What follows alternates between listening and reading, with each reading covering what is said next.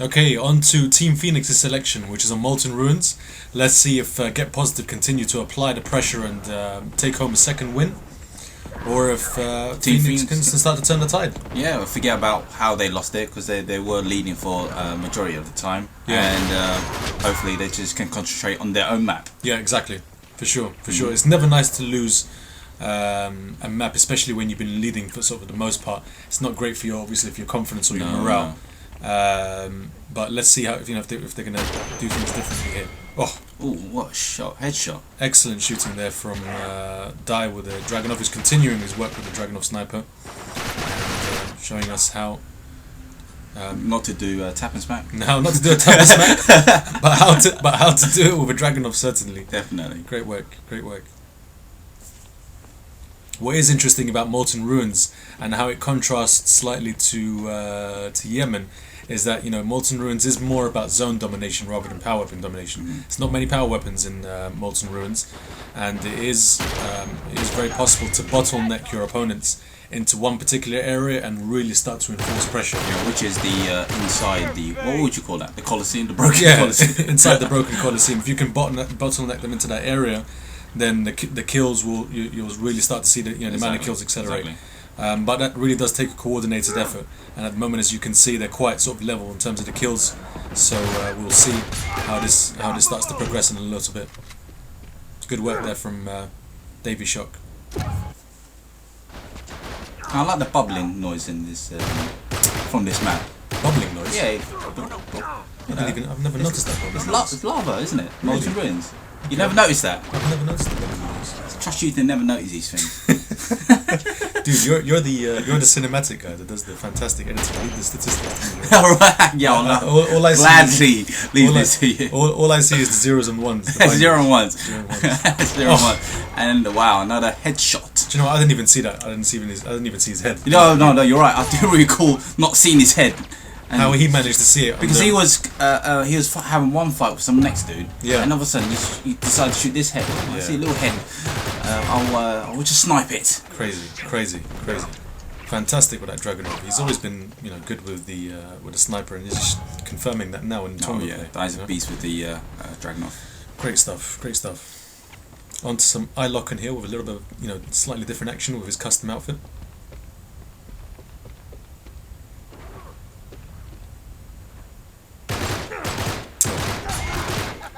Miguelito was in all sorts of trouble there as soon as he got that jump wrong on the stairs. Yeah. You could safely say it was all over at that moment. Still in recovery mode. Yeah. And a good tap and roll there from I-Lock as well. And it looks like Get Positive have got a decent lead here as well. And from what I can tell, it looks like they've bottlenecked them into that little area as well. Already, into that little spawning area. So this is going 3 minutes into the map. 3 minutes into the map, and they're not spawning in a fantastic area at the moment. So as you can see, Benjamin Bacon's at the top. They're trying to apply some pressure, or trying to regain control of the zone. And here they come out again to try and avoid getting bottlenecked into that particular area. Because if that happens, it really effectively is the end of the map, basically. So they really have to change that very quickly. And it looks like they've done a good job to get themselves out of there. But good work from Dai there. Great work from Dai there to maintain the top position in this area. Oh, great. There we go. Fantastic. Is he a headhunter yet? Haven't seen it come off yet, but I wouldn't be surprised if he already has. Great work, because as soon as he saw his opponent was going to take cover, he did a double zoom with the Dragunov and make sure he got the kill quickly before he had a chance to move. And now they've got a pretty commanding lead now. It's almost 10. More great work with him from the Dragunov. They're really starting to take it home. If you give Get Positive a lead, it's quite hard to get that back. Or level it out. Definitely, you can't afford to have a lax moment with Get Positive. To be honest with you, as you can see, we're staying with Dai here for some more great work.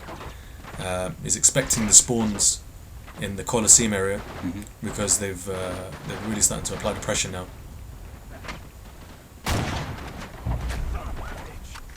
The problem is, because obviously Team FnxX are now losing the selection of their map, this is going to be very demoralizing for them unless they can change it, unless they can turn the tide and then and change the outcome of the map somehow. It's not going to be very good for their confidence at all. No, yeah, it's an uphill battle if you do go two down, and against the number one seeds as well. Yeah, who obviously very methodical, as we've said before, and will really know how to apply the pressure on their opponents.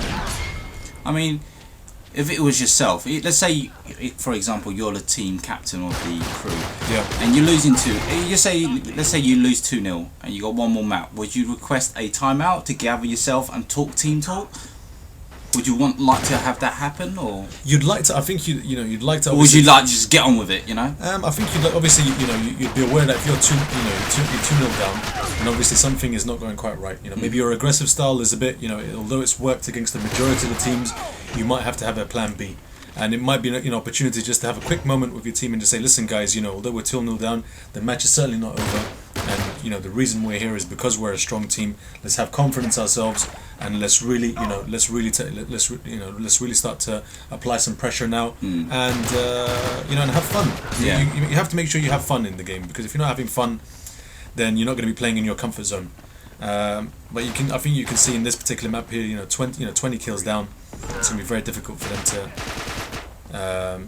You'd find it very difficult for them to see a comeback. They lost it at when it was around about the 20 mark, didn't they? When they started to bottleneck them spawning on the Coliseum area. The Coliseum. That's right, definitely. You can see that was the major turning point in that map. But they're out of it now, as you can see. Benjamin Bacon was just there, but you can see it's more of an individual type attack now. It's not really a coordinated team attack. Yeah. And once that happens, you'll get picked up very quickly. You can see, obviously, Die is obviously dominating the top area here. So Get Positive really have their strategy set out for Molten Ruins. They know what they're doing. Yeah, and that's it. And they're unfortunately at the moment, I think they're a bit flustered and they're allowing themselves to get a bit, Yeah, of course. When you're chasing a game and nothing seems to work, you do sort of lose it a bit in terms of a team strategy. Definitely.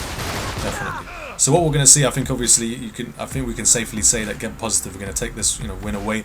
We're going to have to see now if Team Phoenix have a plan B. They've obviously got very good, strong, aggressive style, but you always have to be able to adapt in case it's not working right. Definitely. Now, as you can see, they're out the Coliseum now, but too little, too late, unfortunately. Too late. Good work from Davy Shock there with the M9, but unfortunately, it's not enough to turn the outcome of the map. And fantastic results there from Nitro, Lock-On, and Die, obviously pitching in with his great Dragunov work. So on to the third map on Airstrip, which is our selection, random selection. Which is our random selection, yes. The Airstrip.